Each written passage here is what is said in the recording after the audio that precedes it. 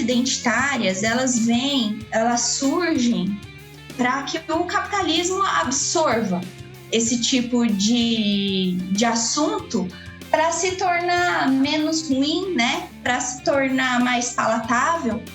Quem é que não... A gente pode falar aqui um exemplo bem prático, né? Dessas empresas que fazem campanha de diversidade na televisão, fazendo propaganda.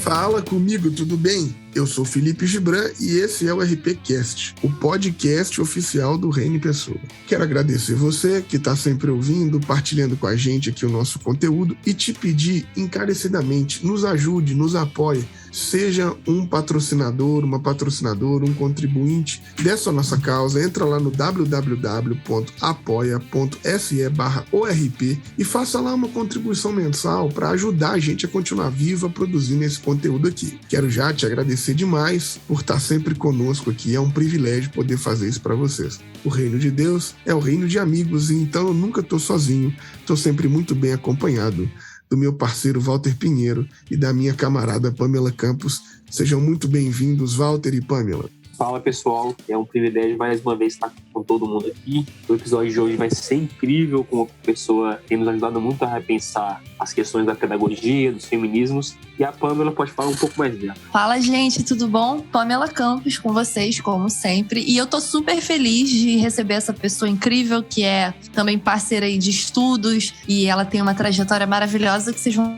conhecer em breve. Fica com a gente nesse episódio, compartilha com quem você acha que é importante, e tudo nosso. Beijo, beijo.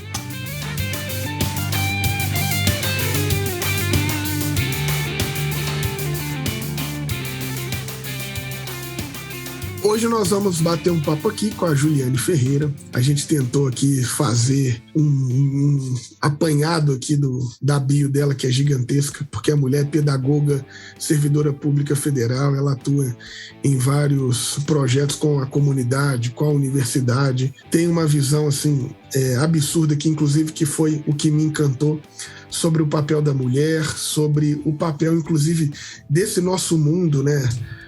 Cartesiano, capitalista, e a mulher e as relações a partir disso. Ela é militante da educação, do direito das mulheres, né? E faz parte também do Partido dos Trabalhadores. Faz mesmo, né? Faz, né? Faço. Sou militante do Partido da Resistência Socialista do Partido dos Trabalhadores. Coisa maravilhosa. E é mãe também, né? Tem 3 criaturinhas lindas. É um privilégio ter você aqui conosco. Ju, seja muito bem-vinda. Muito obrigada. Eu estou muito feliz de estar aqui. Faz tempo que a gente queria ter esse papo, né, Gibran?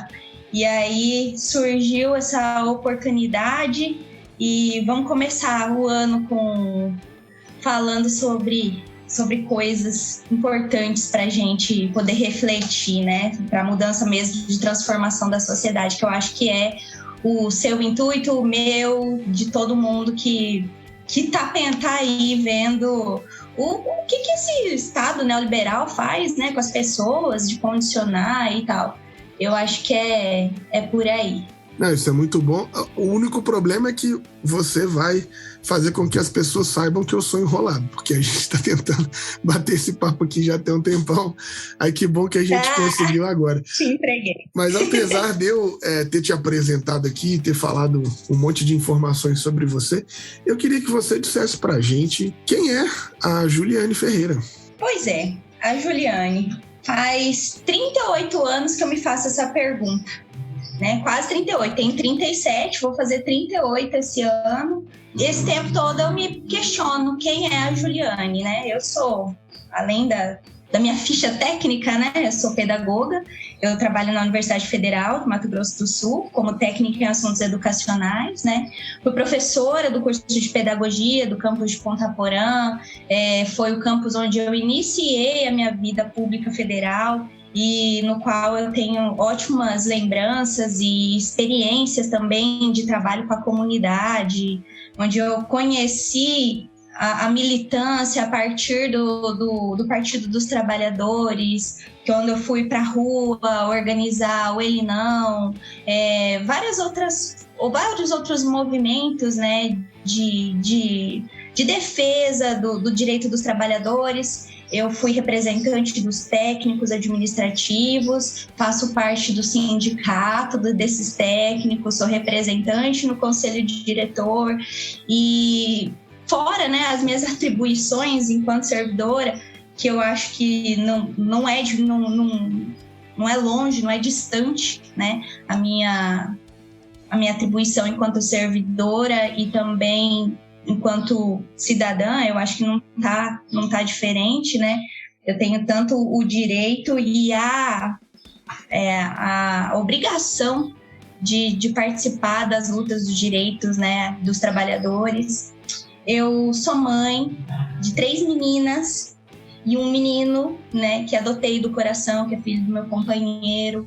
E, assim, 4 crianças, os 2 últimos têm a mesma idade, uma loucura, né? 6 anos. Estou numa especialização, curso uma especialização em pedagogia social na USP, estou tentando entrar no doutorado da UFMS, né? Apesar de trabalhar lá, é difícil, sabe? E o que mais que eu posso dizer sobre mim?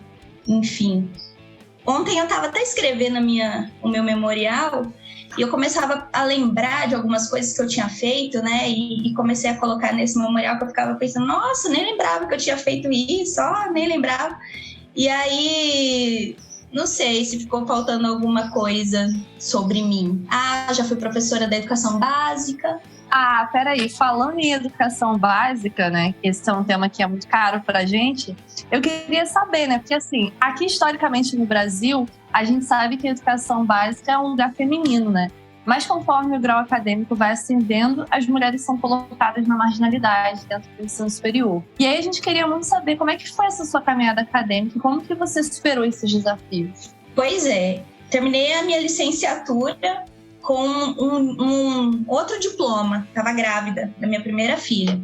E aí fui dar aula na rede pública, depois de tentar 1 ano, né, concurso, porque eu era já concursada no estado, era um concurso de nível médio, eu sou concursada desde os 19 anos, porque minha família sempre acreditava, né, tem aquela tradição de família dizer, você tem que fazer concurso, tem que estudar, né? Porque eu sou de uma família muito pobre, né? A gente nunca passou fome, mas a gente não vem de uma família, eu não venho de uma família de posses, né? Sou a primeira mulher da família a fazer uma faculdade, eu sou a primeira mulher a fazer um mestrado e eu vou ser a primeira a terminar um doutorado, vou ter esse orgulho aí, eu vou dar para minha família. Para mim foi difícil desde até assim na graduação, né?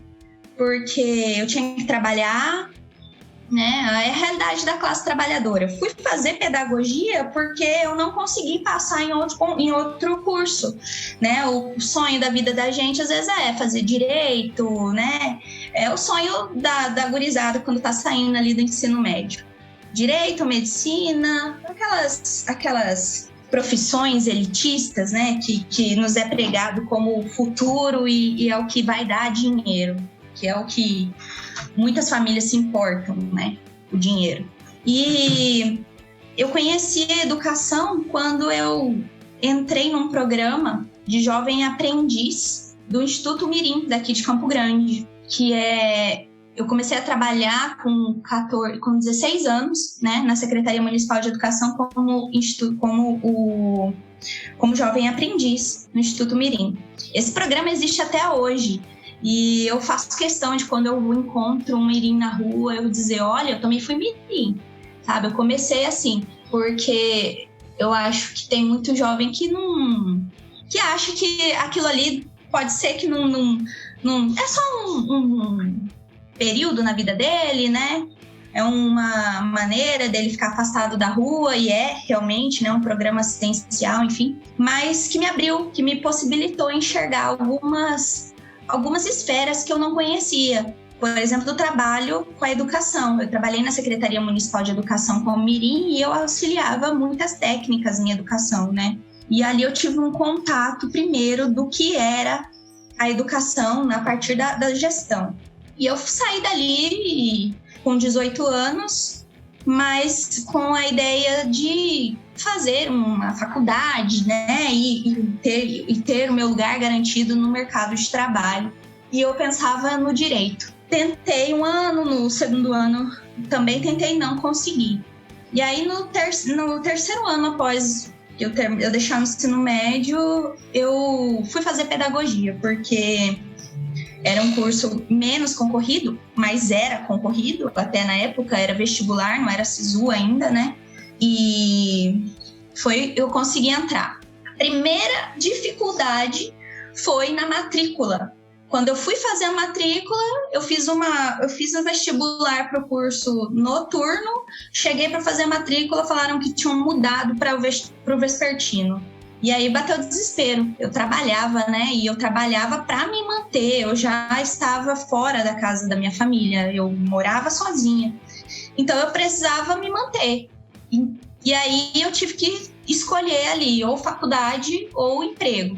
Por sorte, né? Eles acataram, porque entraram com recurso e eu nem sabia na época. Eu já estava conformada de que aquele ano eu não faria. Eu perguntei qual era a possibilidade, qual era a minha opção ali. Eles me falaram que eu poderia reprovar aquele semestre, me matriculava, reprovava e entrava no próximo, né? Deixava trancado, não pode trancar o primeiro semestre, eu tinha que reprovar. E eu fiquei muito triste com aquilo, né? Foi meu primeiro baque com a universidade, logo na entrada. Daí, durante o curso, no final, foi quando eu engravidei da minha primeira filha. E aí, eu tinha que ir para o mercado de trabalho, do qual eu estava me formando. Eu era concursada do Estado, né? Como eu disse, nesse período. E a dificuldade foi dela ser muito pequena, né? A licença maternidade na época eram 5 meses, isso foi em 2009. E eu precisava passar num concurso melhor, porque eu ganhava muito pouco, era um salário de salário mínimo e fazia uma complementação ainda, né, na época. E eu pedi uma licença desse lugar e fui pro mercado, né? Deixei currículo em escola, fui para um monte dei aula de inglês durante o horário de almoço, eu pegava substituição, fazia um monte de trabalho. Mas aí a minha filha apresentou uma alergia ao leite. E aí que eu tive que me dedicar assim, a estudar mesmo, porque realmente eu precisaria passar num concurso. Porque o mercado privado não me dava, né? Você chega com atestado, já olham feio, tem que ver substituto.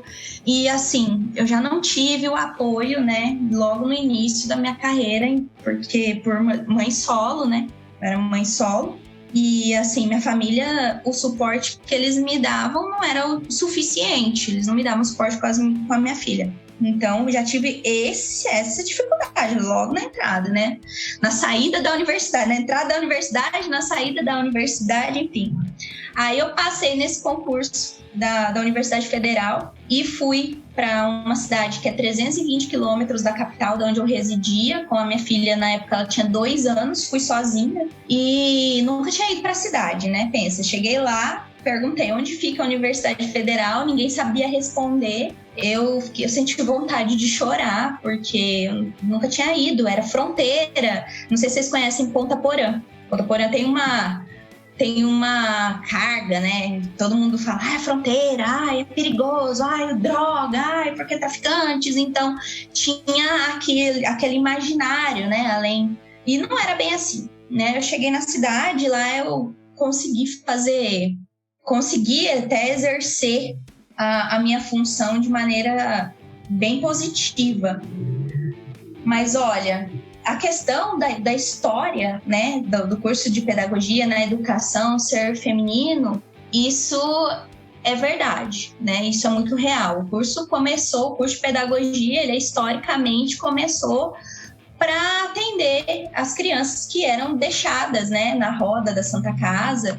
E aí, com a ajuda aqui das instituições religiosas, para cuidar dessas crianças que eram deixadas, ou então as mães que estavam ingressando no mercado de trabalho, que não tinham onde deixar os filhos. Então, a educação, a pedagogia, né, ela vem com essa carga histórica do assistencialismo, que as mulheres, historicamente, ficaram responsáveis. E é tão estranho a gente pensar nisso como uma coisa menor, porque se a gente parar para pensar, né, o cuidado, ele é o responsável por várias pessoas estarem em posições de destaque. Porque se não fosse alguém cuidando, se não fosse o suporte dado, talvez por alguém, né, pelo cuidado, aquela pessoa não estaria na posição de destaque que está. Isso tem a Silvia Federici, ela fala muito no livro dela, né, A Bruxa e o Caliban, que ela faz uma análise, né, do Capital a partir de Marx, que ela dá uma discordada de Marx ali de algumas coisas, porque ela acredita que se não fosse pelo cuidado da mulher, não teriam homens como Marx. E aí a gente vai para a educação e tem esse papel subalterno aí, subalternizado para a mulher, do cuidado. Então, assim, não foi fácil, realmente não foi muito fácil. Eu consegui fazer o que deu. A corrida para mim já saiu, a largada eu já estava ao final, eu tinha uma filha, né? E aí eu tinha que me dedicar muito mais, eu tinha que estudar muito mais e tinha que ter mais condições, né? Ter dinheiro para pagar alguém para me ajudar, né? Enquanto eu tinha que estudar ou então quando eu estava trabalhando, porque você vai para uma cidade sozinha com o seu filho sem apoio, você tem que buscar ali na comunidade o apoio. E você não conhece ninguém, né? Então, o que vai mandar ali é a relação daquilo que você tem para trocar. E eu só tinha o dinheiro mesmo para trocar naquele momento. Como professora na educação básica, era muito difícil ver homens, né? E eu comecei a ver homens entrando na pedagogia foi quando eu fui dar aula, né? Lá em Ponta Porã, eu dava aula no curso de pedagogia e eu tinha alunos homens. E eu sempre fazia questão, né, de ressaltar a importância de ter homens fazendo um curso de pedagogia, porque há o preconceito com o homem que está na pedagogia, né? E é um preconceito que prejudica a nós, mulheres. Embora a gente entenda a razão desse preconceito, né, também somos vítimas daquilo que o patriarcado nos impõe, né? Eu quero ressaltar também, na parte de caminhada acadêmica, quando eu fui para o mestrado, né? Eu estava grávida, já tinha ganhado a minha terceira filha e precisava deixá-la em casa para eu poder ir fazer o meu mestrado, que era em outra cidade, 100 quilômetros da onde eu morava. E eu passava o dia, né, na sexta e no sábado e voltava para casa. Nessa época eu estava casada, então eu já tinha uma rede de apoio, né, com as crianças. Não é fácil também superar isso sendo mulher, mãe, né, trabalhadora. Não fiz o meu mestrado com afastamento, porque a universidade, ela dá aos seus trabalhadores a possibilidade de ele conseguir um afastamento para seu estudo, né?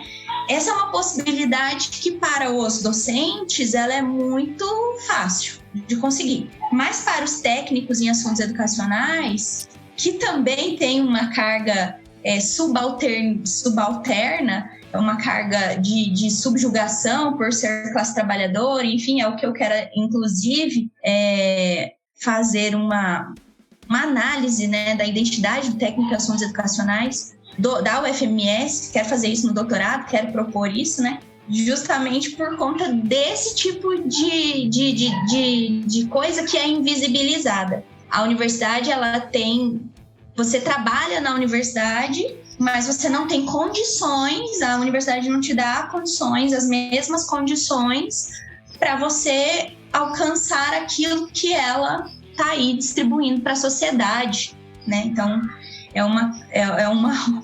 superar o desafio dentro da instituição, né? Então, Acho que a minha caminhada, ela sempre é um eterno superar de desafios. Eu até fico muito preocupada quando não tem nenhum, porque eu fico pensando assim, nossa, alguma coisa muito ruim vai acontecer, né? Tá muito bom.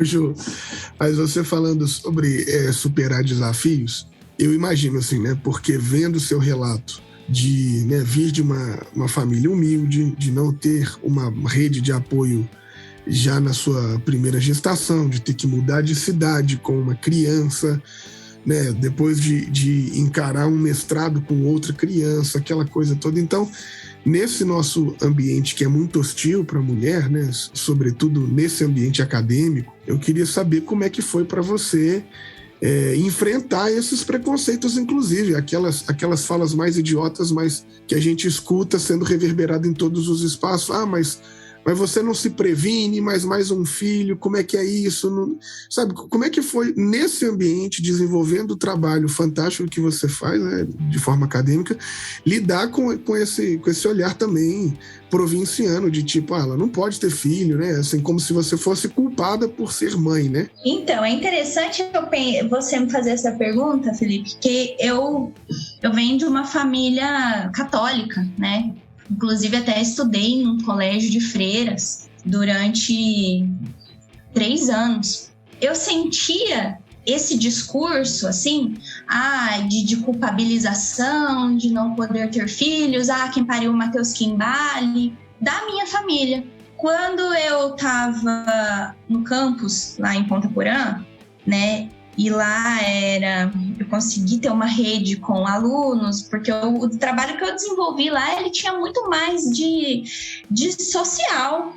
Eu fazia muito mais a questão social mesmo, porque eu presidia uma comissão de avaliação do acadêmico, se chamava CEPAC, essa comissão. Ela é uma comissão própria de avaliação dos alunos, né, de acompanhamento acadêmico. Mas eram os acadêmicos que vinham de situação de vulnerabilidade. Não sei se vocês se recordam, o SISU, ele abriu as oportunidades, né, para várias pessoas no Brasil entrarem na universidade. E aí também tinha a política de permanência dessas pessoas. E o SISU permitia que você fizesse uma prova aqui, né, em Campo Grande, e fosse e fosse assumir lá no Tocantins, né, que fosse para a vaga lá, né, concorrer a uma vaga em outro lugar. Então, a gente recebia lá em Ponta Porã muitos alunos vindo do Nordeste, vindo de São Paulo, principalmente, porque tinha cursos de sistemas de informação, ciência da computação, e eu fiquei responsável de trabalhar com esses alunos que vinham de uma situação de vulnerabilidade, e a maioria deles não era da cidade. Então, meio que eu consegui, no meu trabalho, encontrar um ponto de apoio, né, para mim também, porque eu também não era daquela cidade. E aí, com isso, o trabalhar, ele se tornava fácil, porque as minhas filhas sempre foram para a faculdade. As minhas filhas participavam da comunidade acadêmica. Toda foto que tem de show que a universidade promovia, evento, minhas filhas estão junto. Isso foi uma coisa que eu consegui fazer num campus que não era da capital, que era um campus que estava iniciando, né? Porque faziam 2 anos que o campus estava que tinha sido reativado por conta do REUNI. O REUNI, ele possibilitou com que as pessoas cursassem o nível superior, independentemente de onde fosse. Não conseguimos, né, uma política que, de fato, fizesse com que as pessoas permanecessem com qualidade na universidade, porque o dinheiro que chegava para pagamento dessas bolsas, ele não era suficiente para todo mundo que precisava. Mas era ali o meu locus de trabalho. Então, ali eu consegui desenvolver um trabalho bem bacana, colocar e desmitificar algumas situações que a gente escuta, né? Como essa que você me falou, sobre mais uma criança, quem pariu o Matheus Kimbali, que era muita coisa que eu escutei da minha família, coisas que lá com os alunos, na comunidade, eu não tive esse problema. também não tive esse problema quando eu fui pro mestrado e eu não sei se eu não tive esse problema abertamente, né? Pode ser que exista, que tivesse o velado de pensar assim, nossa, mas ela tem filho, será que ela vai conseguir produzir? Eu sei que isso acontece, porque eu trabalho na universidade, mas comigo não aconteceu, né? De ter esse tipo de preconceito porque eu tenho filho. Porém, eu percebi que muitos lugares, né, que eu tenho capacidade para estar ou então para eu gerir, não foi dada oportunidade. Porque eu tenho crianças, porque eu tenho responsabilidades, né? Porque a mulher que vai para o mercado de trabalho, ela tem que se dedicar totalmente ao mercado de trabalho. Porque a mulher que é mãe, ela se dedica ao filho, vai ficar doente. Então, são coisas que eu passei no dia a dia, né? Mas no trabalho especificamente, se aconteceu, foi velado. Porque eu fazia questão de dizer e de provar, e de estar nos lugares, e de estar junto com elas, inclusive, porque aquilo ali não era só para mim, né? É um espaço delas também.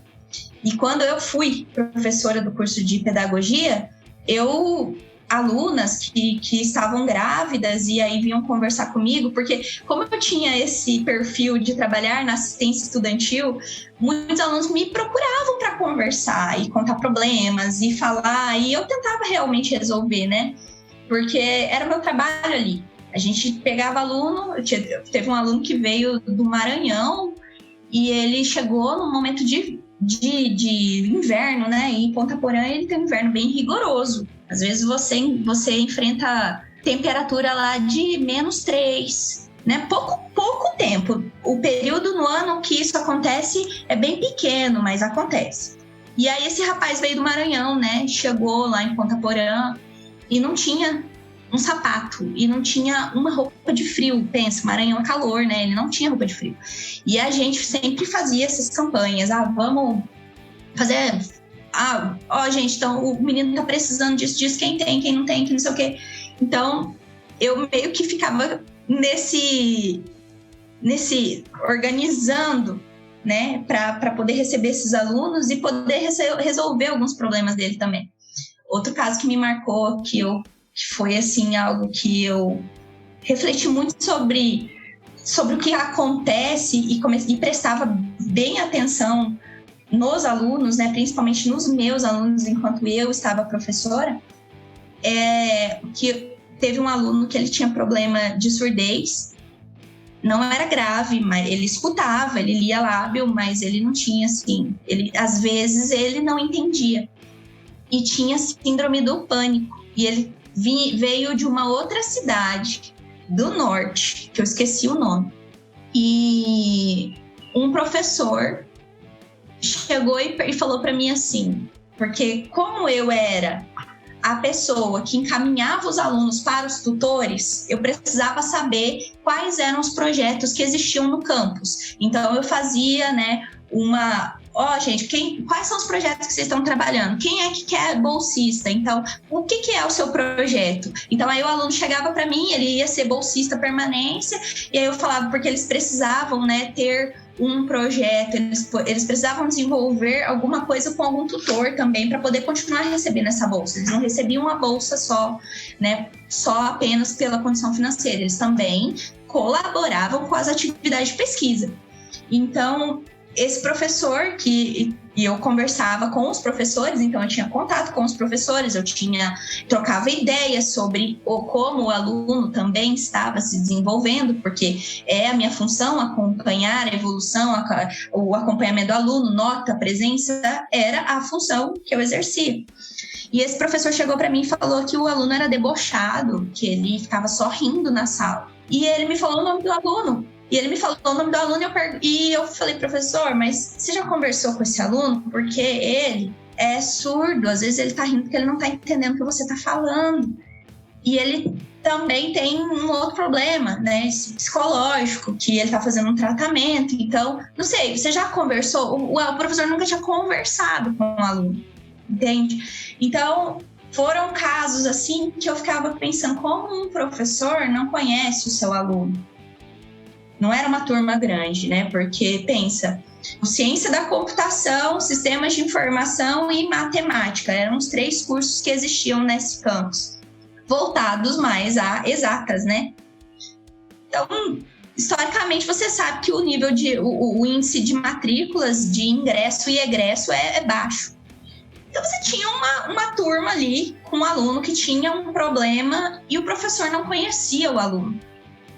E era uma coisa que eu ficava perturbada, bastante perturbada. Porque eu conhecia todos, né? Todos os alunos chegavam para mim e eu já sabia. Era uma cidade pequena também, né? Tinha outra... Isso foram exemplos, foram coisas que eu vivi no meu dia a dia que eu levei para a minha prática, né? De entender, não, como é que eu vou fazer, como é que eu vou pensar no aluno que vai se interessar por aquilo que eu estou falando? Como é que eu vou fazer ele se interessar, né? Então eu precisava saber estratégia. E aí, entender que tinha aluno que gostava, que gosta de uma coisa, outro aluno gosta de outro, e aí poder abordar todos esses gostos, né?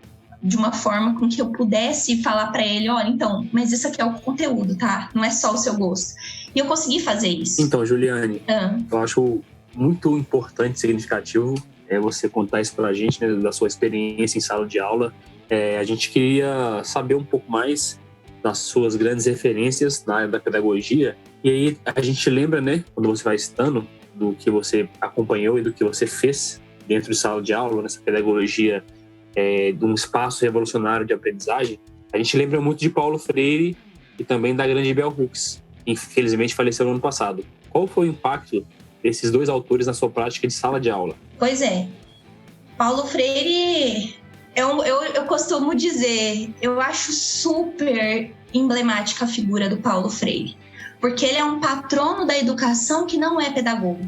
Ele é um patrono da educação que é do popular. Ele não era da educação, mas ele fazia educação num espaço que não era escolar. Então, o Paulo Freire, sendo o patrono da educação, eu quero defender assim aqui o seu legado, porque tem muita gente que fala, tem preconceito com a figura do Paulo Freire, porque para Paulo Freire foi secretário, né, de educação, porque a esquerda, né, ela sempre fala do Paulo Freire, e aí tem gente que nunca leu o Paulo Freire, que fala sobre o Paulo Freire e não conhece, não sabe o que aconteceu. O Paulo Freire era uma pessoa que trabalhava com a educação popular. Ele ensinou camponeses a lerem num período muito curto. E eu me lembro de uma passagem de um professor contando que Paulo Freire estava na cadeia e um guarda chegou e falou assim para ele, perguntou se ele era professor. Ele falou que sim. E então você pode ensinar essas pessoas aqui a lerem? E ele falou assim, não, eu tô preso por causa disso, né? Ele foi preso, ele ficou exilado, ele teve, né, esse período na vida dele. E Paulo Freire nunca escreveu sobre educação escolar, sobre como ele tem que fazer, sobre como o professor tem que agir em sala de aula, e sobre como Paulo Freire, né, tem um método. Então, tem muita gente que não entende Paulo Freire e sai falando coisas sobre Paulo Freire sem pesquisar. Paulo Freire na minha vida chegou na pedagogia, que foi quando eu conheci, né, a referência a partir da pedagogia do oprimido. E aí, quando eu fui ler a Bell, eu fiquei encantada porque, assim, nossa, é todo o pensamento de Paulo Freire. Na verdade, eles falam realmente sobre a gente perceber quais são as estruturas que condicionam o ser humano e a gente, conhecendo isso, poder superar, né? Mas de que forma?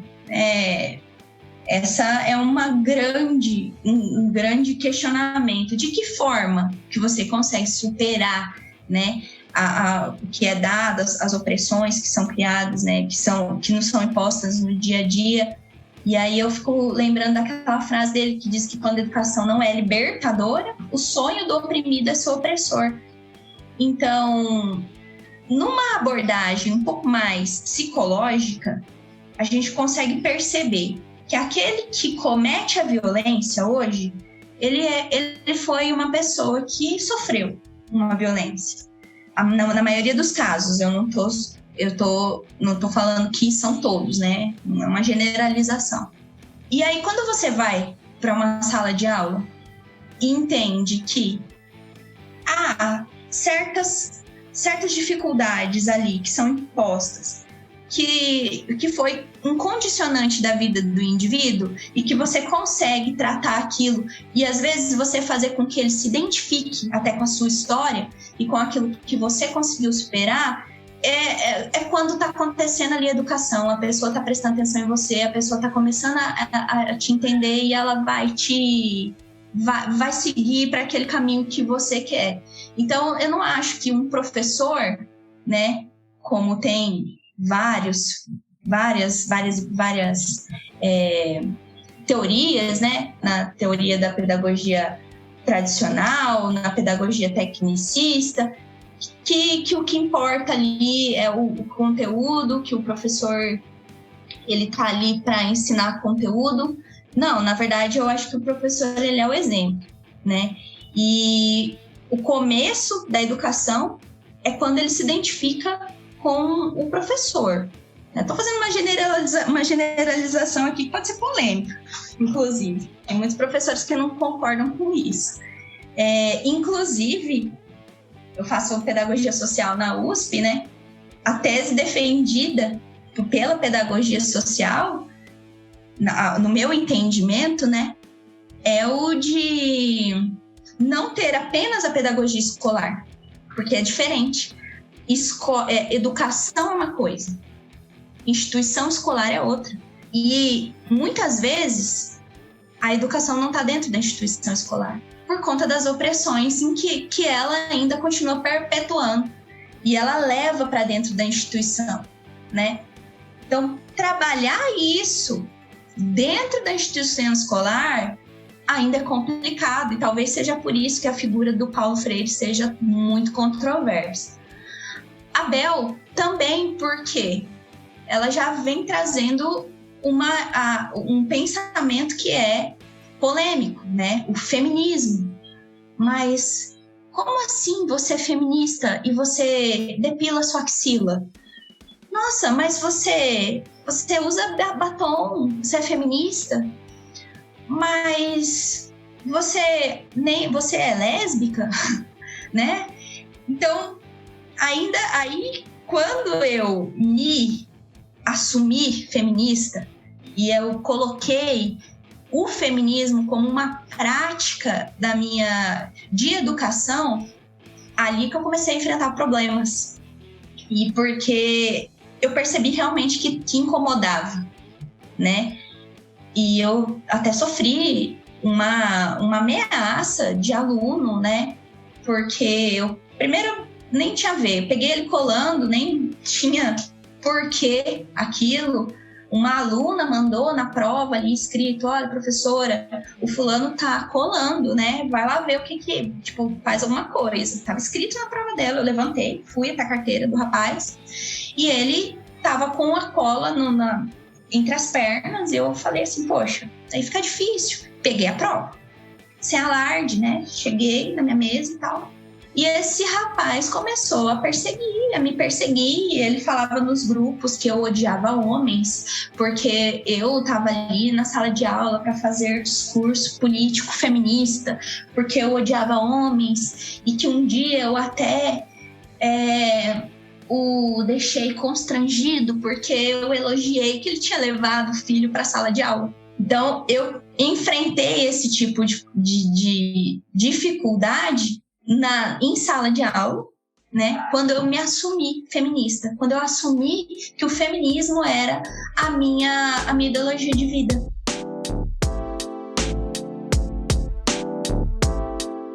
Para você que curte esse nosso trabalho, tá sempre acompanhando o que a gente faz aqui no Reino em Pessoa, que gosta desse conteúdo que Walter, Pamela e eu estamos sempre fazendo, quero te pedir, seja generoso conosco. Apoie o nosso projeto, seja um mantenedor, seja uma mantenedora. Você pode fazer isso de maneira eventual através do nosso Pix, que é 30 690 482 0001 10. Agora, se você quer colaborar de maneira continuada e aí às vezes você esquece de fazer e tal, vai lá no www.apoia.se/ORP e se cadastra que você consegue ajudar a gente de maneira continuada sem precisar de ter aquele corre de ficar lembrando todo mês, aquela coisa toda. É muito importante ter vocês aqui nos apoiando, muito importante ter vocês aqui colaborando conosco, porque é a forma de manter esse projeto vivo. Então a gente conta com você e a gente espera que de repente você possa ser um colaborador, possa ser um mantenedor, uma mantenedora desse nosso projeto. Então, você começou falando da Bell Hooks, né? Que ela tem toda essa escola do pensamento freiriano e ela vem trazendo o feminismo que pra gente foi fundamental e foi inclusive quem popularizou, né, esse debate dentro da pedagogia. E aí eu queria muito saber de você, vivendo essas perseguições, que eu imagino que seja corriqueiras, ainda mais agora quando a gente tá com esse negócio de ideologia de gênero, né, que é essa galera mais conservadora. Pra você, o feminismo é pra todo mundo mesmo, até pros homens, assim, pra gente ter esse espaço de debate, pra gente ter aliados nessa luta? Você acha que é para todo mundo? Eu não acho, não, eu tenho certeza. E isso não sou eu que digo, isso é a própria Bell. A gente precisa entender que o feminismo não é sobre ser contra homens. A gente é contra um sistema, né, que por muito tempo, coincidentemente, beneficiou homens. Mas o apoio de homens ao movimento, ele é essencial para que tenha êxito. A Bell, ela disse no livro dela, O Feminismo é para Todo Mundo, que é muito mais perigoso uma mulher com um pensamento antifeminista dentro do movimento do que um homem. Que o homem que mesmo que ele tenha privilégios e ele seja um aliado, ele não tem perigo algum, né, para o movimento feminista. Então, eu não acho que o feminismo seja para todo mundo. Eu tenho certeza que ele é. E que o que acontece, né, por conta da história, de tudo que aconteceu, por conta até, inclusive, de algumas teóricas feministas, de algumas correntes feministas que propagam a segregação, né, o identitarismo, enfim, por conta de alguns movimentos desses radicais, é que o feminismo ele é tão mal visto.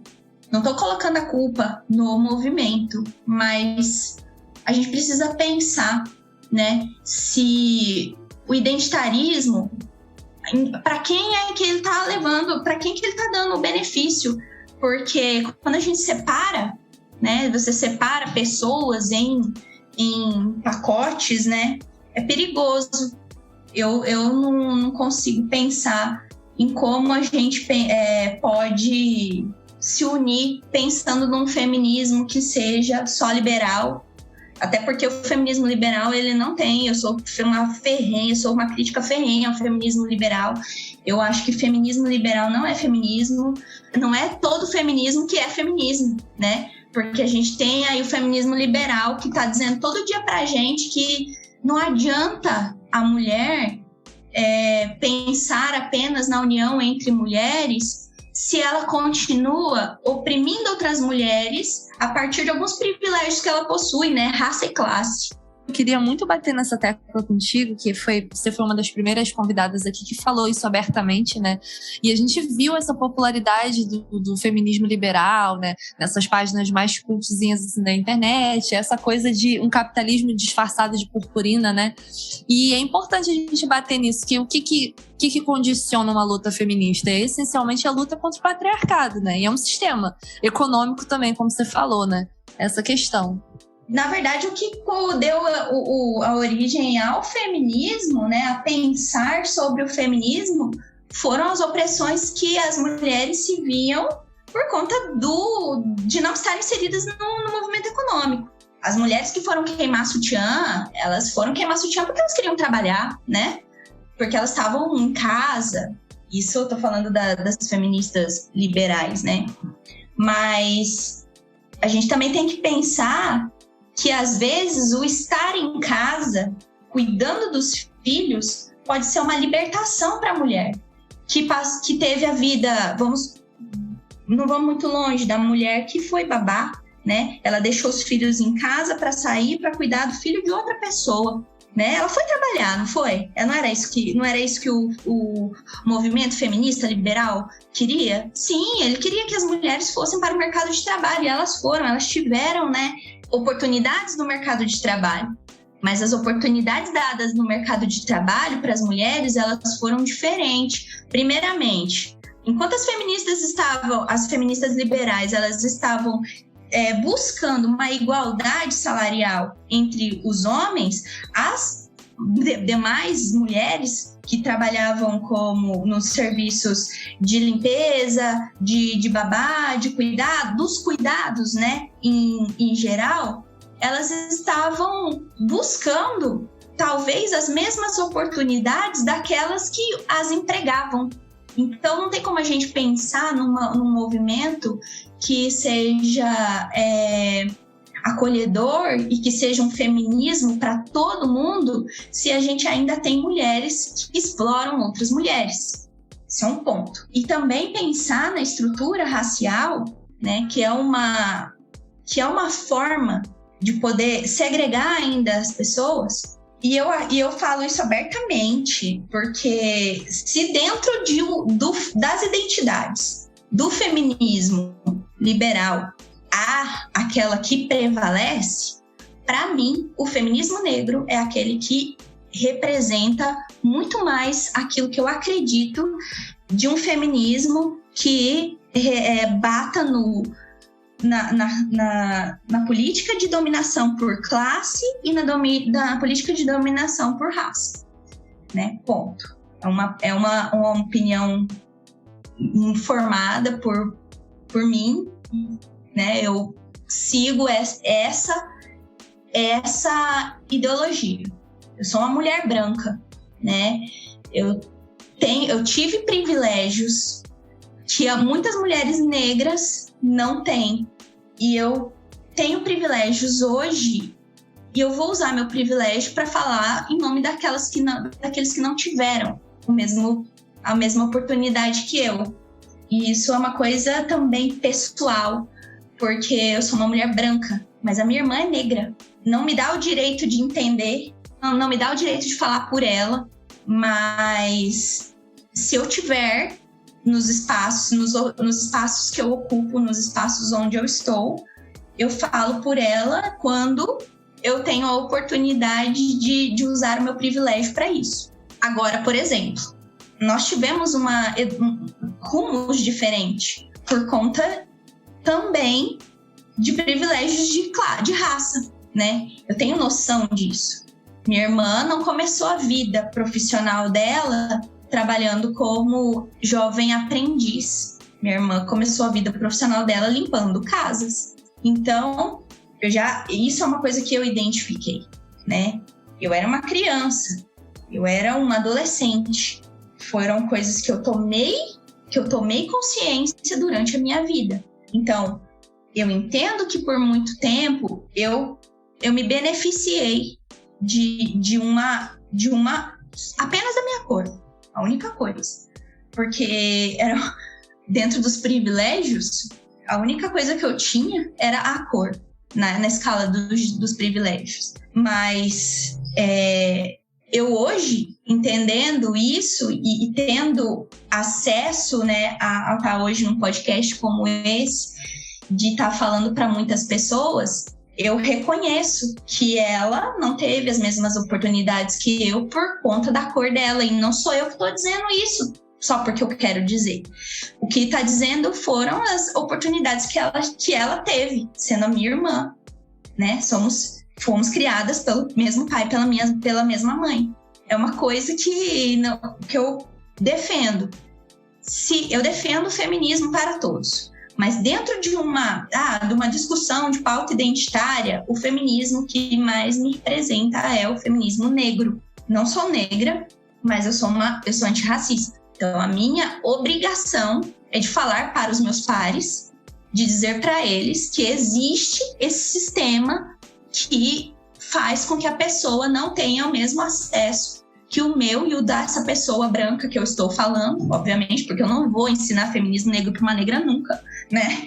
Nunca vou falar sobre o que é racismo para um negro, não tenho voz para isso, não tenho lugar de fala para isso, né? Mas eu posso e devo falar para os meus pares, para as mulheres brancas que ocupam o mesmo espaço que eu, e para os homens também, né? Em geral, porque quero ver todo mundo engajado na luta feminista.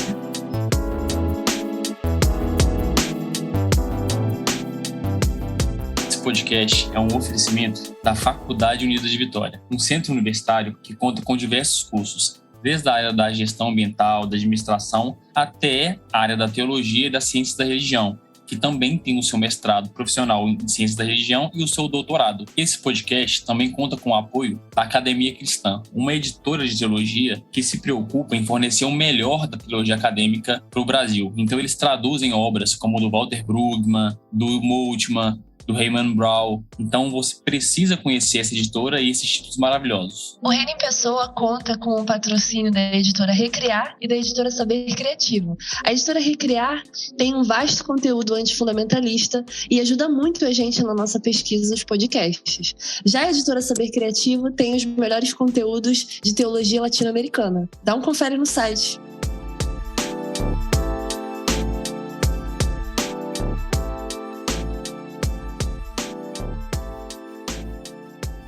Ju, uma coisa assim que eu às vezes fico pensando nas minhas loucuras é que o capitalismo ele se reinventa de várias formas aí nos processos históricos. Doutora Pamela Ferreira Campos aqui, perita no assunto, pode me ajudar melhor, mas de vez em quando o capitalismo vomita coisa mais ou menos boa, como, sei lá, a social-democracia.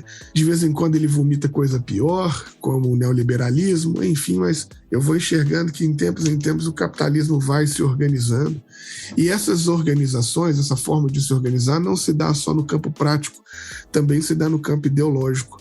Me corrija aqui, por gentileza, tenha essa liberdade se eu vou falar uma grande besteira, mas eu vou pensando cada vez mais, não que eu não ache importante, não que eu não faça, inclusive, a luta, mas cada vez mais eu vou pensando que as lutas identitárias, elas se tornaram, talvez pelo capitalismo, uma forma de esfriar nossa luta mesmo, sabe? Assim, porque eu vejo, às vezes, tantos de nós assim, brigando aqui na mesma trincheira, se degladiando do mesmo lado do campo, sendo que eu acho que essa fala que você trouxe é muito importante, sendo que se a gente não tiver uma compreensão do todo, de classe, do não sei o quê, eu acho que todas as outras lutas identitárias, elas meio que perdem um sentido. Como é que você pensa sobre isso? Estou falando aqui é uma bobagem. Como que você pensa a partir dessa minha ideia? Eu concordo perfeitamente com o que você diz. Eu percebo, até leio muito o Silvio de Almeida, ele é um jurista magnífico, né, que fala sobre o racismo, e eu tenho uma aula com a professora, ela é secretária de Segurança Pública de São Paulo, mas Eunice Prudente. Tenho uma aula com a professora Eunice Prudente, ela é a secretária de Segurança Pública de São Paulo, que explana sobre esse seu incômodo, né? Não tem como a gente pensar em um sistema sem opressão dentro do capitalismo. E as pautas identitárias, elas vêm, né? Elas surgem para que o capitalismo absorva esse tipo de assunto para se tornar menos ruim, né? Para se tornar mais palatável.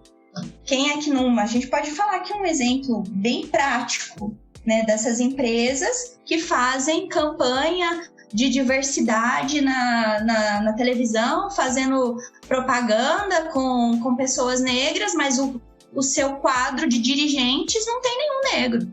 Isso é usar uma pauta identitária para ganhar dinheiro. Empresas que trabalham com produtos para cabelos afro, mas que não se preocupam em trabalhar a estrutura para que o preconceito acabe, né? Que só o lucro seja mais importante do que, de fato, a mudança da sociedade. É de você pensar, por exemplo, que tem algumas empresas que tem lá um banheiro que seja para uma pessoa trans, mas não tem nenhum trans na sua equipe. E aí a gente vai para a internet e faz a campanha lá, né? Poxa vida, a empresa tem um banheiro trans, nossa, olha que massa essa empresa, vamos lá. Mas aí você vai ver como é que ela faz, né, depois para voltar para a sociedade o que ela está ganhando, né, de um público específico, o que ela está fazendo para esse público específico. Então, o capitalismo, ele utiliza desse tipo de coisa, desse tipo de discurso, do tipo de segregatório de discurso para arrecadar, né, para ganhar. Né? Não tem como você pensar num sistema sem opressão dentro de um sistema capitalista. E aí, hoje a gente está dentro de um sistema neoliberal, capitalista neoliberal. O sistema capitalista neoliberal é o que está dando voz para essas pautas identitárias. É ele que está fazendo com que a gente fique cada vez mais dentro de um sistema de controle, dentro de um sistema de automatização de coisas, de parar de se preocupar com a relação interpessoal, né? E ele não veio sozinho, né? Surgiu desse tipo de segregação. Enfim, eu tenho um colega que até ele escreveu um livro sobre isso, machismo, racismo, capitalismo identitário, que ele poderia falar muito mais sobre como, né, as pautas identitárias elas atuam na nossa vida para poder ajudar o capitalismo e não de verdade trabalhar para modificar a estrutura de opressão que aquele público sofre. Ju, então, assim, você falando disso, eu só me lembrei desse lance todo que é o processo de transição capilar. Eu não sei se você tá familiarizada com essa discussão, mas, assim, para mim foi muito marcante isso, porque eu sofri bullying em minha adolescência inteira, estamos falando aí dos anos 2007, né, 2006, 2005. E o cabelo crespo era super mal visto, até hoje ainda é, sabe? Mas, tipo, quando a gente começou a entrar na internet, descobrir, a amar o nosso cabelo, aceitar o nosso cabelo como todo um processo de identificação para as meninas negras, principalmente, né? Uma identificação racial e tal. De repente, isso virou um mercado, virou uma trend, uma estética, né? Uma moda. E aí, hoje, eu adulta com meu cabelo crespo, quando eu passo na rua, as pessoas falam, nossa, esse cabelo tá na moda, né?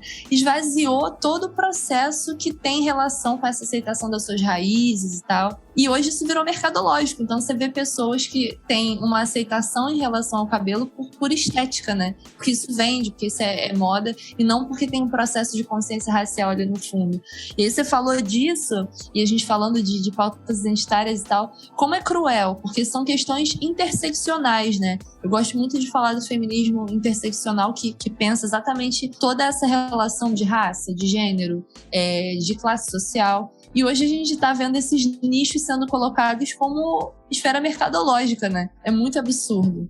Ô, Pamela, eu acho que é um absurdo pelo fato do seguinte: isso não permite você mais enxergar o seu corpo como um corpo de luta, ou isso faz um feitiço. Enquanto, sei lá, as causas populares acontecem de um lado, esse lance te faz ver por outro. E aí você vai ver uma série de pessoas que você olha, que você entende, não, essa pessoa, sei lá, essa pessoa tá conosco, essa pessoa tá aqui e tal, mas única e exclusivamente por uma questão de mercado, ela incorpora no corpo dela todas aquelas marcas que são marcas de luta, mas não tem o menor compromisso ideológico. E estou falando disso porque, apesar de eu não ver, é impossível você estar no Brasil em janeiro e não ser afetado de alguma maneira com o Big Brother, né? Então, eu não vejo Big Brother nem porque eu não gosto, é porque é num horário da mamadeira do Caetano, é um horário ruim de ver. Mas eu fiquei abismado de ver uma menina aqui de Belo Horizonte, porque quando eu vi, pensei, uma mulher preta, de black, de trança e tal, não sei o que, deve ser toda desconstruída, progressiva, progressista de esquerda e chega lá e só fala merda. Aí você pensa, não adianta, o corpo dela carrega as marcas da luta, mas ela já não faz mais ideia do que é a luta, né? Pois é, eu só consigo lembrar do Sérgio Camargo, de querer trocar o nome da Fundação Palmares para Princesa Isabel. É meio que isso que acontece, o desserviço, né? Uma mulher que faz um desserviço aos seus, um desserviço à sociedade, um desserviço às mulheres negras. Ela disse que os negros foram escravizados porque eram fortes, né? Não foi isso que ela disse? Eu quase vomitei, né? Quando ela falou uma coisa dessa, eu vi memes, porque eu acho que a gente precisa entender o que está acontecendo na sociedade.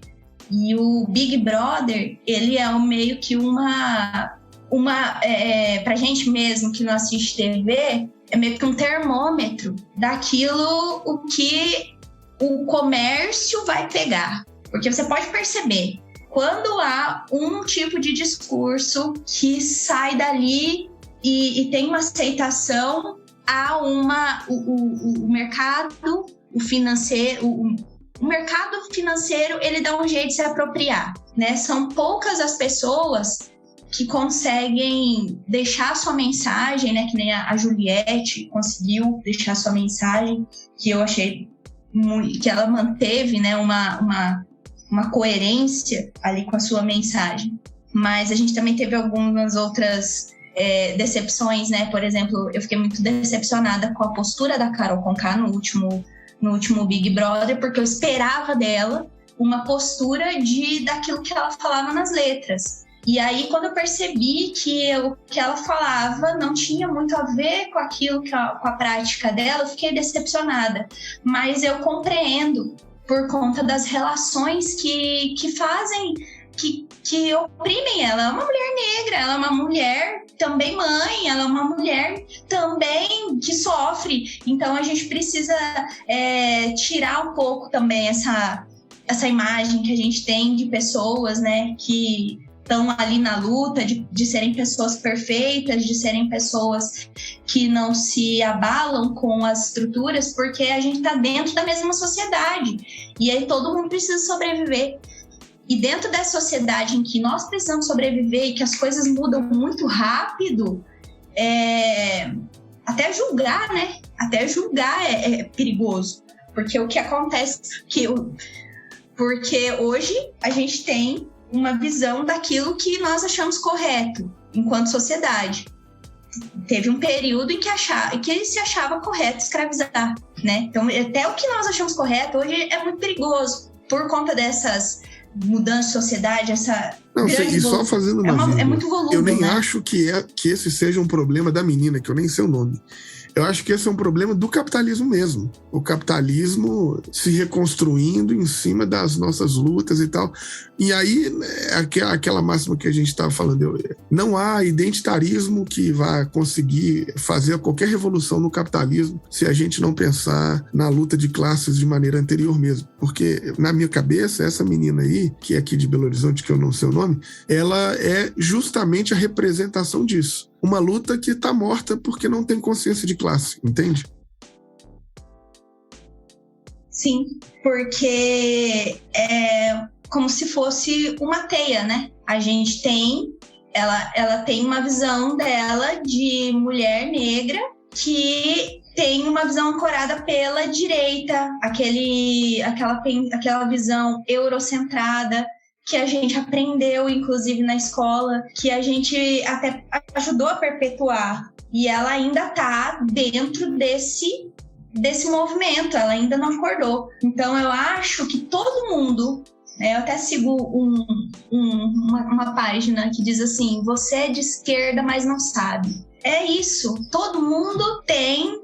dentro de si, quando a gente começa a conversar com as pessoas e fala sobre, eu acho que todo mundo tem que ter direito, a ter 3 refeições por dia, que todo mundo poderia só trabalhar a produção daquilo que realmente importa por 3 horas por dia. E o que você gosta de fazer?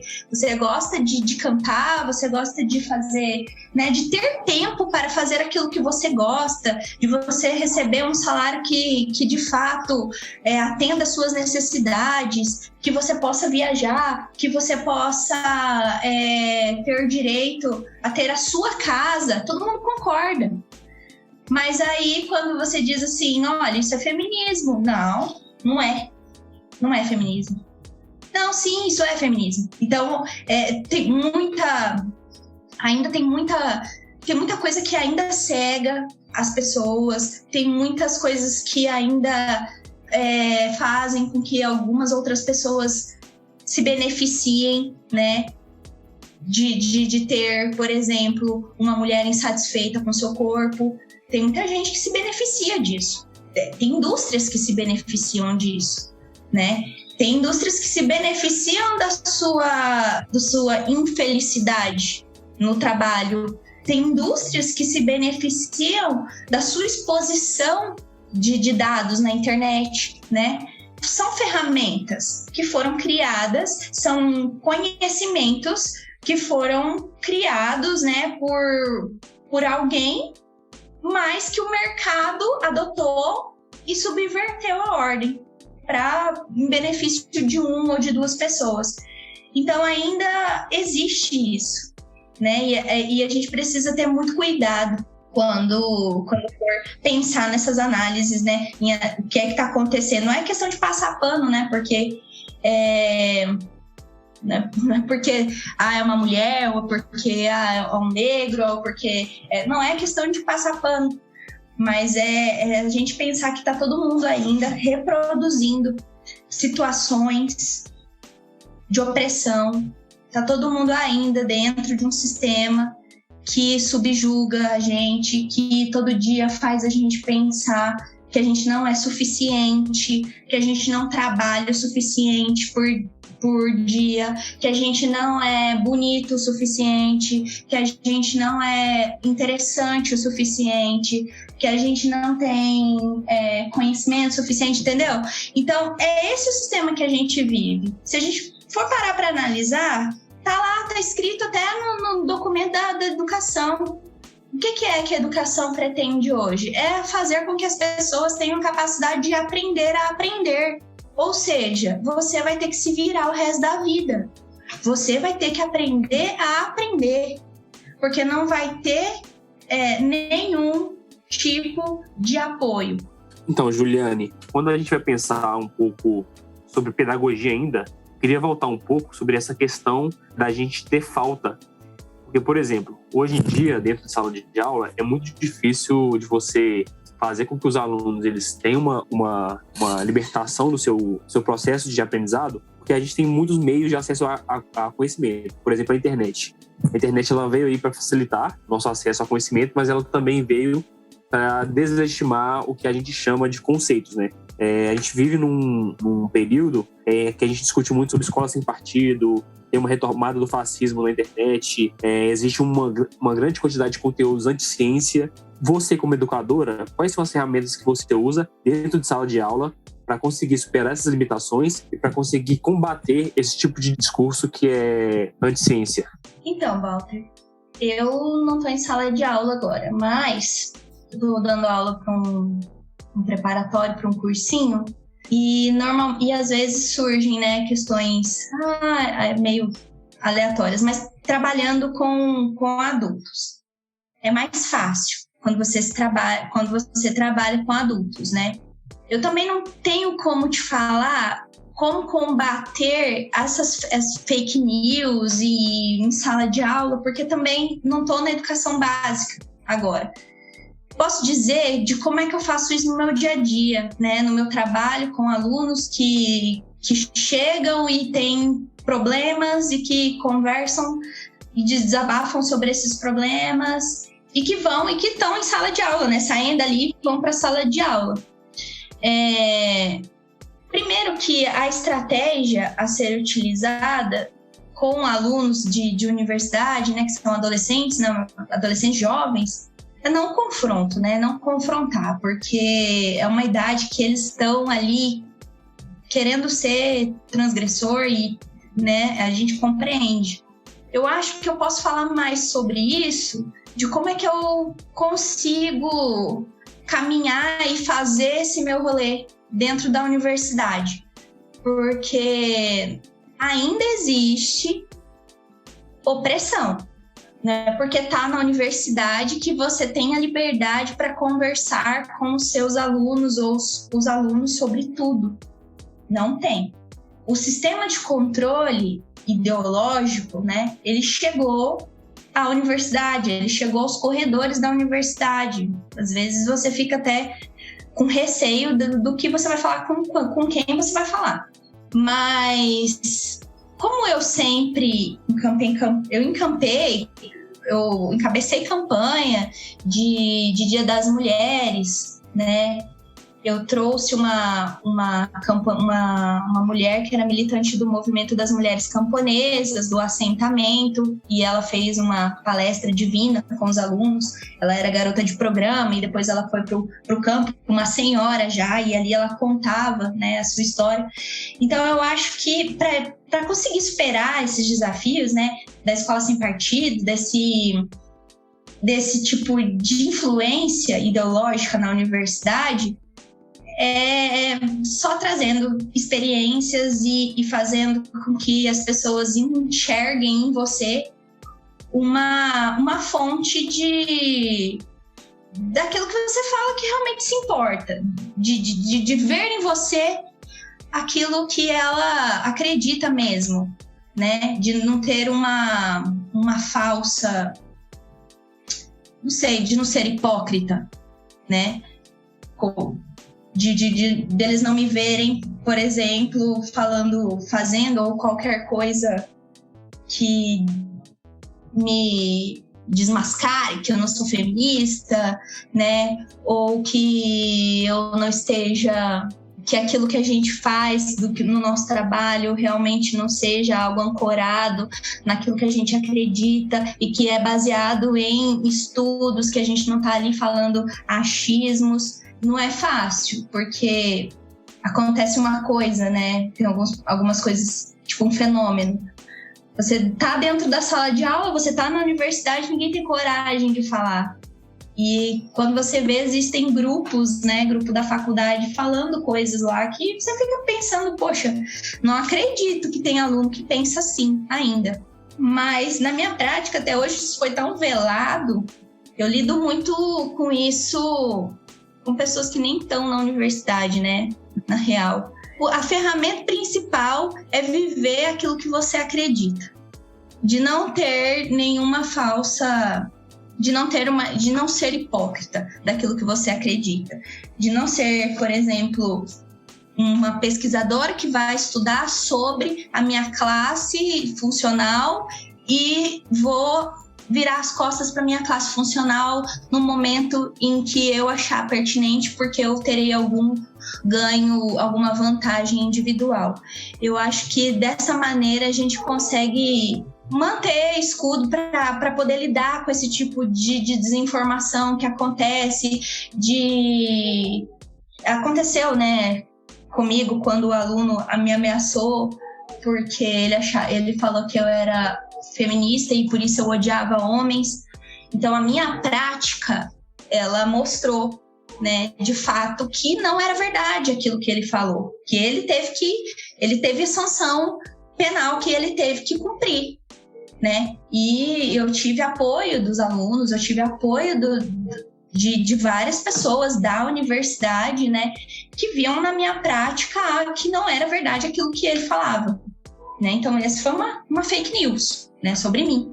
E também uma influência daquilo que eles acreditavam, né, escola sem partido, porque eu estava trabalhando feminismo dentro da minha disciplina, que era sociologia. E aí, né, você pensa, a patrulha ideológica tinha sempre alguma coisa para dizer. Mas não tem como você trabalhar sociologia sem você trabalhar correntes ideológicas, né? Então, eu ficava assim, pensando. Um episódio interessante. Eu levei uma senhora que era do movimento das pessoas, de uma casa que acolhia pessoas com HIV que vinham fazer tratamento na cidade. E eu levei a mulher para dar uma palestra na universidade. E essa mulher deu a palestra dela e tal, e deixou várias camisinhas para a gente distribuir. E eu fiquei responsável de fazer essa campanha. Fiz com os meus alunos, né, lá, caixinhas, deixei no banheiro, para os meninos, para as meninas e tal. E eu fui acusada de incentivar os alunos a transarem no campus. E aí você tá na universidade distribuindo camisinha, sendo acusada de incentivar os alunos a transarem. E minha primeira reação foi dizer, não, quem precisa de incentivo sou eu. Trabalho o dia inteiro, tá? Chego em casa cansada. Esses jovens, eles não precisam de incentivo para isso. O que eles precisam é de consciência, de como eles devem fazer, né? Já que existem várias ISTs. Então, se a gente está dando condições de prevenção, e são pessoas maiores de idade, você está falando num contexto de universidade, você não está falando de escola de educação básica, é absurdo, né? Esse tipo de situação.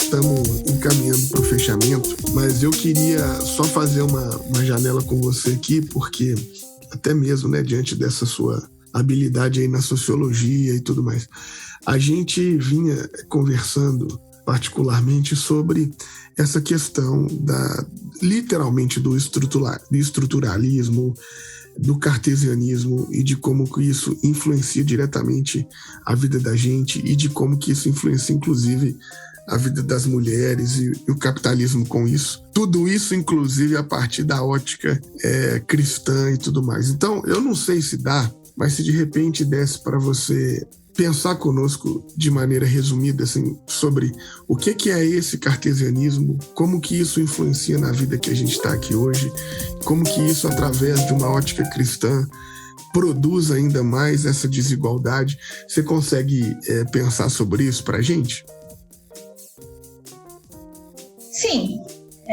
A Silvia Federici, né, quando a gente conversou sobre isso, eu até te dei a referência do livro dela. Ela fala que a entrada do cartesianismo, né, nas ciências, ela fez com que houvesse um grau de hierarquia sobre um órgão, que era o da razão, né, a inteligência. Ela faz uma análise a partir de julgamento da caça às bruxas, na Idade Média, né, e percebe algumas relações que, dada a hierarquia à razão, colocavam-se muito aquilo que o pensamento racional, né, significava e que o órgão responsável pelo corpo humano era o cérebro, né, que fazia todo a administração do corpo humano.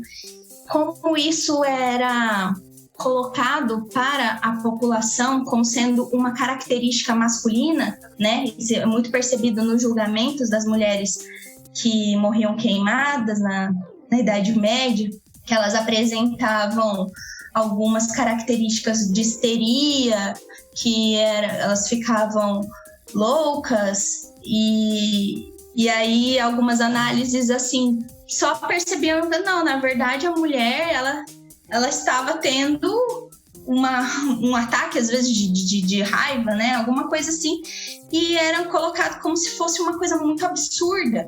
E durante toda a Idade Média, foram criados alguns instrumentos de não perpetuação de alguns ensinamentos que as mulheres repassavam a outras mulheres, né? Por exemplo, de chás, né? Das ervas que elas cultivavam, porque normalmente eram elas as parteiras, normalmente eram elas as mulheres que trabalhavam com remédios, as benzedeiras, né, da comunidade, enfim. Se elas conheciam essa medicina da floresta, obviamente elas conheciam chás abortivos e a igreja, conhecido isso na história, na Idade Média, ela fazia o uso até de morte das mulheres que abortavam. Então, por muito tempo, se você ensinasse uma outra pessoa sobre um chá, você poderia morrer. Por muito tempo, era proibido receber até uma mulher grávida na sua casa se ela fosse solteira, porque você não poderia ajudar uma mulher grávida solteira, né? Era considerado uma transgressão, você poderia até morrer com isso. Então, como o pensamento cartesiano ele surgiu, né, a partir daquilo que a igreja começou a impor na Idade Média, que existia essa hierarquia de existência dessa razão e que essa razão ela era dotada, esse comportamento racional ele era mais dos homens, que as mulheres elas não tinham essa capacidade de pensamento racional, que elas não tinham a capacidade de ser como um homem, de pensar friamente como homem, né? Se colocou na cultura, no imaginário, e a gente tem isso até hoje. Então, quando se tira do sentimento, quando se tira do coração a centralidade do corpo, porque era ali, né? O corpo humano ele existia porque o coração batia. Era esse o pensamento mágico anteriormente, né? Antes da introdução do plano cartesiano. Quando se tira do coração do sentimento, né? Que era o sentir, que eram as emoções, a centralidade do ser humano se coloca na razão e se atribui a homens ter esse tipo de pensamento, começa-se então a subjugar as mulheres, né? Então, os efeitos nós conhecemos até hoje. Porque é a razão, né? Aquele que pensa, ele vale mais do que aquele que trabalha, aquele que tá lá no escritório. Esse é o pensamento arcaico, né? O pensamento que o trabalho manual ele vale menos do que o trabalho intelectual. Também há um outro preconceito hoje, né? Que o trabalho intelectual não é trabalho. Engraçado. Eu lembro da gente falando polêmica sobre isso, e a gente vai fechando mesmo, mas lembro, aliás, só de curiosidade, né? É um absurdo a gente pensar que em algum momento na história a histeria chegou a ser considerada um distúrbio exclusivo de mulher, né? E que na maioria das vezes tinha a ver com alguma coisa sexual, ou uma sexualidade frustrada, ou uma sexualidade exagerada, e é absurdo como a gente não se dá conta que nas nossas piadinhas machistas do canto do café do escritório, né? Tipo, tá emburrada porque dormiu de calça jeans, ou você é louca, você é maluca, como que isso ainda é esse fio ligado lá nessas ideias freudianas do início desse plano da razão. É muito interessante como a gente percebe que talvez o preconceito ele vai mudando de formas, mas ele não deixa de existir, né? É curiosíssimo isso. Mas lembro da gente conversando, e a partir disso, de você ter me feito algumas críticas, e eu gostei de todas elas, porque foram muito válidas e me fez enxergar questões muito interessantes, principalmente nesse sentido, de que se nós não pararmos e fizermos uma reflexão sobre que tipo de cultura a gente está reproduzindo, é muito provável que a gente esteja reproduzindo as culturas segregatórias sem se dar conta delas, né? Por isso, quando a gente fala de análise de reflexão da nossa própria prática, é parar e pensar de que forma a gente mesmo não trabalha para a perpetuação desse tipo de opressão, né? Conosco.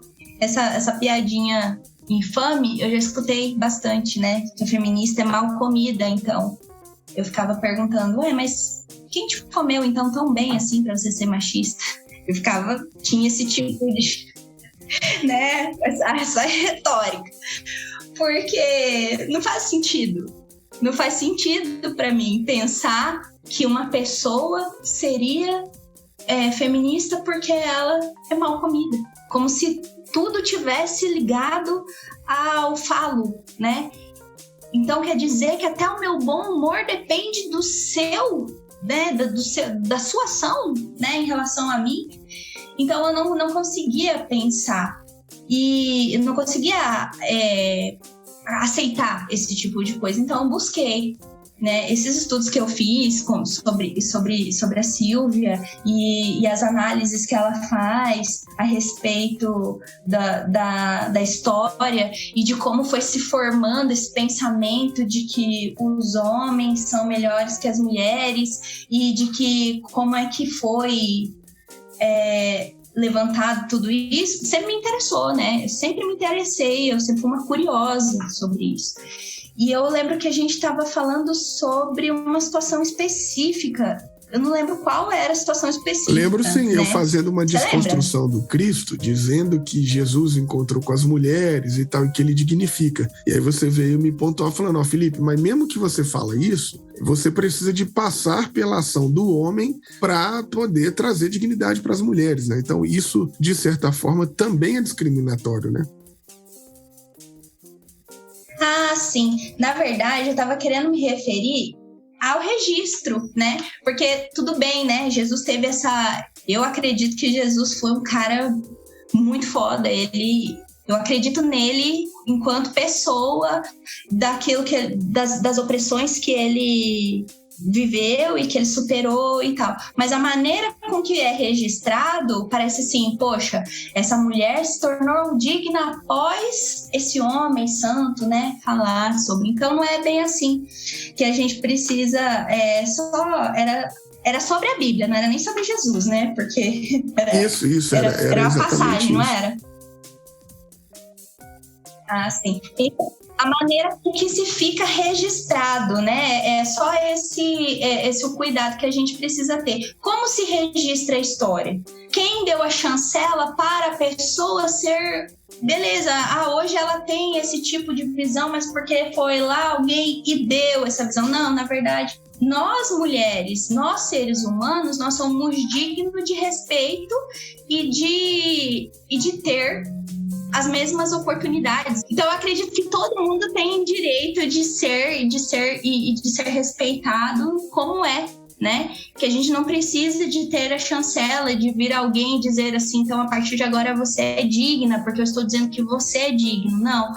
O respeito e a nossa luta, né, feminista e antirracista e humana, né, sobretudo humana, é dizer assim, nós todos somos dignos de receber respeito e de alcançar os mesmos lugares. Mas a gente tem noção de que não partimos do mesmo lugar para a conquista de um pódio, né? Como é propagado no capitalismo, que você tem que chegar a algum lugar que é por mérito seu e que se você não consegue, a culpa é totalmente exclusiva sua. Não é. A culpa não é sua, também a culpa não é de outra pessoa, não é ninguém que está te dando esse tipo de...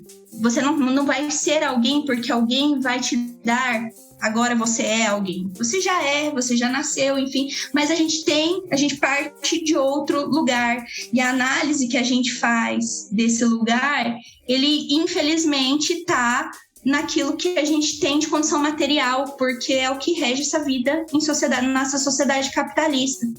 Então, muitas pessoas, elas têm talentos, têm conhecimento, têm capacidades, mas eles não estão no mesmo lugar que a gente, porque eles não conseguiram estar no mesmo lugar que a gente, eles já partiram de um lugar um pouco abaixo, né? Tá vindo ali, é uma mulher negra, como a minha irmã, é uma pessoa trans que não consegue emprego.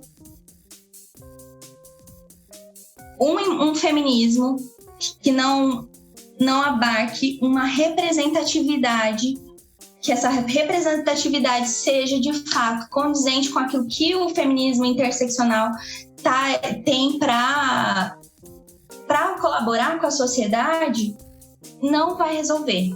Uma representação vazia não resolve o problema do machismo, da sociedade patriarcal que a gente vive, né? Que até hoje o pensamento sexista, ele fez a gente olhar para as pessoas e julgar sem compaixão, né? E punir também duramente as pessoas.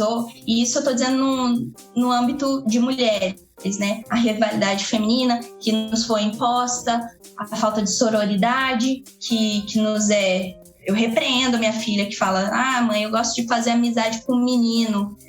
Peraí, vamos lá. Eu já levanto, senta aqui, vamos conversar.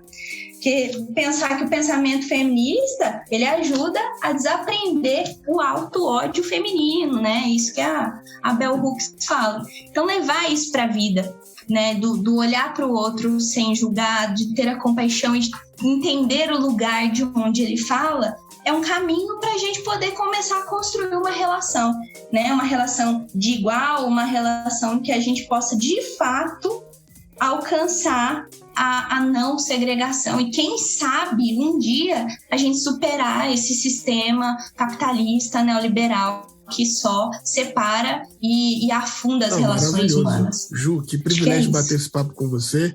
Agradeço aí a sua disponibilidade. Todas as vezes que eu propus a gente bater esse papo, você sempre estava disponível. Eu que te enrolei horrores. Então, mas agradeço, o papo foi maravilhoso, um privilégio ter você aqui conosco. E muito obrigado, querida, por essa atenção aí, por essa entrevista maravilhosa. Um beijo em você aí, na família, e valeu mesmo por bater esse papo conosco. Muito obrigada, eu que agradeço. Deixo um abraço para a Pamela, para o Walter, para os ouvintes. É um privilégio estar falando a várias pessoas que te seguem, porque eu vejo o seu trabalho, eu vejo o quanto você se empenha em realmente transformar a sociedade, e é nesse tipo de trabalho que eu acredito, né? Independente de religião, independente de credo, a união das pessoas em prol daquilo que nós acreditamos que é o bem da sociedade. Muito obrigada, assim, um abraço para todos vocês e bora lá, né? 2022 está começando só. Exato. Obrigada, Ju, de verdade. Você é maravilhosa, sensacional. Bastante sucesso aí na sua caminhada. E para as suas crias também, com certeza. Obrigada. Muito obrigada. Um beijo. Muito obrigado, Ju. Foi um prazer te conhecer. Obrigada. Prazer.